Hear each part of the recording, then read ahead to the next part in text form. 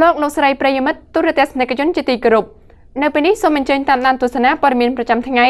របស់ស្ថានីយទូរទស្សន៍ហងមាស HD TV ដែលមានមាតិកាសំខាន់ៗដូចតទៅប្រធានាធិបតីភូមាមកទស្សនកិច្ចកម្ពុជានៅថ្ងៃទី21-22 មីនាខាងមុខនេះហើយស្នើឲ្យកម្ពុជាមានទំនាក់ទំនងល្អនៅតាមព្រំដែនវៀតណាមបន្តស្វែងរកអធិធិធកងទ័ពរបស់ខ្លួននៅខេត្តព្រះសីហនុខណ្ឌរដ្ឋបាលព្រៃឈើខេត្តកំពង់ស្ពឺផ្ដល់ពូជសត្វ3មុខដល់ប្រជាសហគមន៍ក្រីក្រជាបន្តទៅទៀតនេះសូមជូនព័ត៌មានពិស្ដា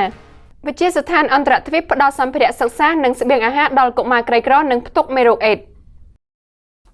សម្ភារៈសិក្សានិងគ្រឿងឧបភោគបរិភោគមួយចំនួនត្រូវបានវិទ្យាស្ថានអន្តរជាតិអាមេរិកកាំងចែកជូនដល់កុមារកំព្រាកុមាររងគ្រោះកុមារក្រីក្រនិងកុមារផ្ទុកមេរោគអេដស៍ចំនួន420នាក់នៅសាលាបឋមសិក្សាឈើទាលឃុំព្រែកអញ្ចាញស្រុកមុខកំពូលខេត្តកណ្ដាលកាលពីចុងសប្តាហ៍កន្លងទៅនេះ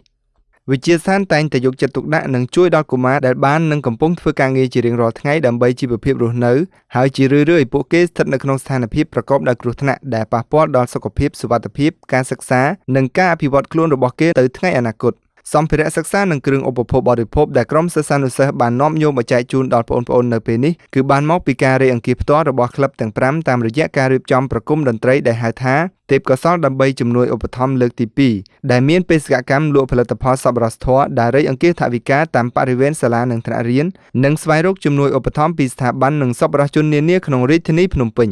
អ្នកស្រីឡុងណាវីអភិបាលរងស្រុកមុខកំពូលបានថ្លែងថាកាយវិការសប្បុរសរបស់ក្រុមសិស្សានុសិស្សទាំងនេះបានបង្ហាញពីវប្បធម៌នៃការចែករំលែកទាំងផ្នែកស្មារតីក៏ដូចជាសម្ភារៈដែលនេះជាគំរូដ៏ល្អមួយសម្រាប់យុវជនដទៃទៀតឲ្យចេះប្រើប្រាស់ពេលវេលាឲ្យមានប្រយោជន៍ជៀសវាងនឹងការប្រព្រឹត្តនៅអំពើអបាយមុខនិងសេពគ្រឿងញៀនផ្សេងៗដែលសង្គមស្អប់ខ្ពើម